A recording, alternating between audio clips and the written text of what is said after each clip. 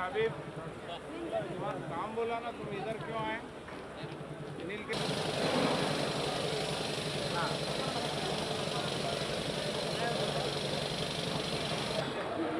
Sir sir उन्ना नमस्ते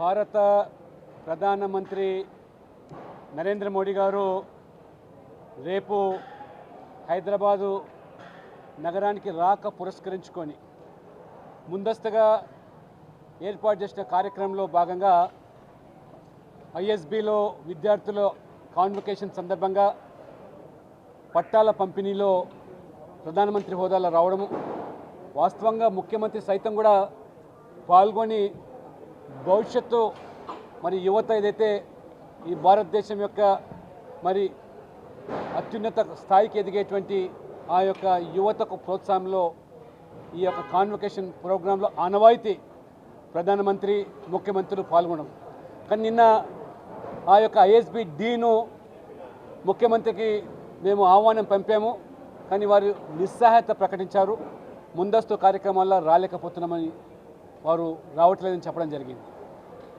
ఆ రకంగా నరేంద్ర మోడీ గారు ప్రధానమంత్రి హోదాలో తెలంగాణకు హైదరాబాద్కు వస్తున్న సందర్భంలో తెలంగాణ ప్రజలకు కూడా ఒక పూర్తి భరోసా, ఇక్కడ ప్రస్తుతం ఉన్నటువంటి రాజకీయ పరిస్థితుల దృష్ట్యా ప్రజలు విసిగిపోయి ఉన్నారు, వేసారిపోయి ఉన్నారు.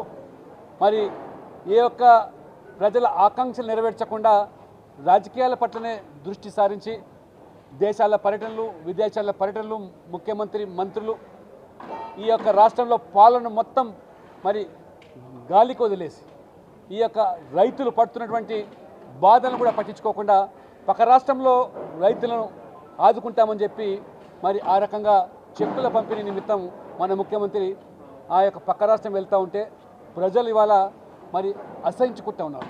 ఒకవైపు కష్టపడి 6 కాలం పండించిన ధాన్యానికి ఒకవైపు ప్రభుత్వం కొనుగోలు ముందుకు రాకపోవడం వల్ల, కొనుగోలు కేంద్రాలు తెరవకపోవడం వల్ల, ఆ రకంగా ఇవాళ అకాల వర్షాల వల్ల ధాన్యం ఈరోజు తడిచి నష్టపోతూ ఉంటే మరి ఏ రకంగా తరువు పేరు మీద లేదా మద్దతు ధర ఇవ్వకుండా ఒకవైపు మిల్లర్లు, మరోవైపు కొంతమంది దళారులు రైతులను దగా చేసి మోసం చేస్తూ ఉంటే, ఆత్మహత్యలు చేసుకుంటూ ఉంటే వాళ్ళని పట్టించుకోకుండా, వాళ్ళకు పరిహారం ప్రకటించకుండా పక్క రాష్ట్రానికి వెళ్ళి చెక్కులు పంపిణీ చేస్తూ ఉంటే తెలంగాణ ప్రజల మరి కష్టార్జితం ఆ ఆదాయాన్ని ఈ ప్రాంత ప్రజలకు ఊరట కల్పించడానికి ముఖ్యమంత్రి చొరవ తీసుకోకపోవడం, పైపెచ్చి వాళ్ళ యువత, విద్యార్థులు, నిరుద్యోగులు లేదా పేద వర్గాలు ఎవరైతే మీరు ఆశలు కల్పించారో అన్ని ఆశలన్నీ కూడా అడియాసలు చేశారు.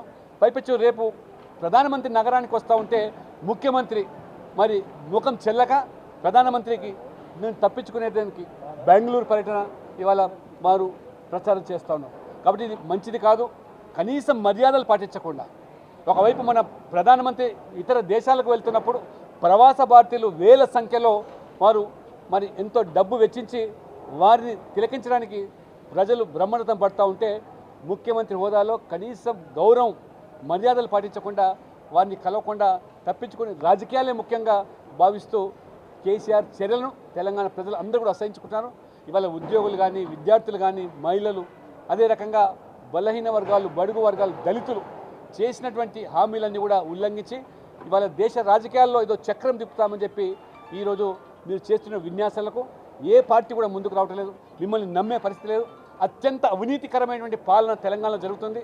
అవినీతిపరమైనటువంటి ముఖ్యమంత్రి ఎవరంటే వారు కేసీఆర్ అని చెప్పి బాహటంగా మొన్న ఆమ్ ఆద్మీ పార్టీకి సంబంధించినటువంటి మరి ఉప ముఖ్యమంత్రి ఇక్కడ చెప్పడము, మరి ఇవాళ చెక్కులు పంపిస్తున్నారు కాబట్టి మరి ఆ రకంగా ఆ రాష్ట్రాలకు ఆహ్వానించారు తప్పితే ఇతరత్ర వారి మీద ప్రేమ లేదు, మక్కువ లేదు, వారి మీద అసలు నమ్మకం లేదు.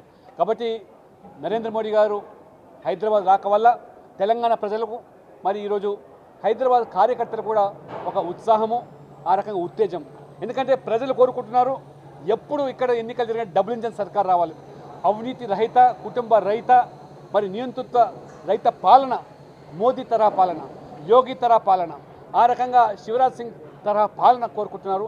దళారీ వ్యవస్థ లేకుండా కేంద్రం పంపించే నిధులు కింది వరకు అంతిమ వ్యక్తి వరకు చేరాలంటే అది మోదీ నేతృత్వంలో ఉండే బీజేపీ ప్రభుత్వం వల్లనే సాధ్యమవుతుందని చెప్పి ప్రజలు భావిస్తున్నారు.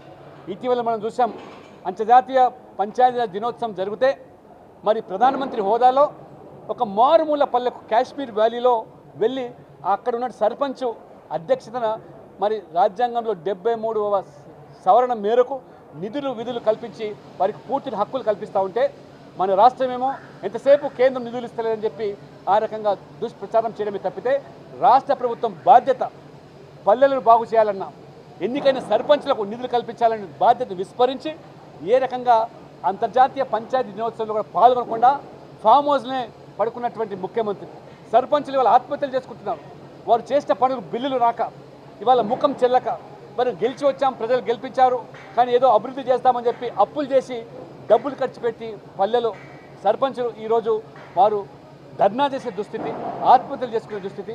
టీఆర్ఎస్ సర్పంచులు కూడా ఇవాళ మా రకంగా రోడ్ల మీదకి వచ్చి ధర్నాలు చేస్తుంటే మీ పాలన ఏ విధంగా ఉందో ఇప్పటికైనా మీరు కనీసమైనటువంటి మరి గౌరవం, మర్యాదలు రాజకీయాల్లో కొనసాగిస్తూ ఎన్నికల వరకే రాజకీయాలని చెప్పి ప్రధానమంత్రి పదే పదే చెప్తూ ఉంటారు.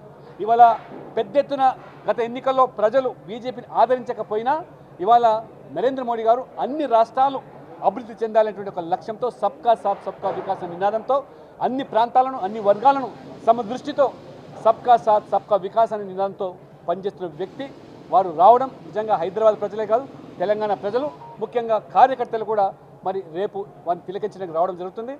రాష్ట్ర పార్టీ వారికి ఇక్కడ సన్మానం, సత్కారం చేయడం, ఆ రకంగా వారు తిరిగి మళ్ళీ 2 గంటల్లోనే వారు చెన్నైకి బయలుదేరుతారు. కాబట్టి ఈ అవకాశాన్ని భారతీయ జనతా పార్టీ కార్యకర్తలు వారు స్వచ్ఛందంగా తరలి రావడానికి తమ సంసిద్ధతను వ్యక్తం చేస్తారు. మీరు చూస్తున్నారు ఐ డ్రీమ్ న్యూస్ ని. Please subscribe I dreams.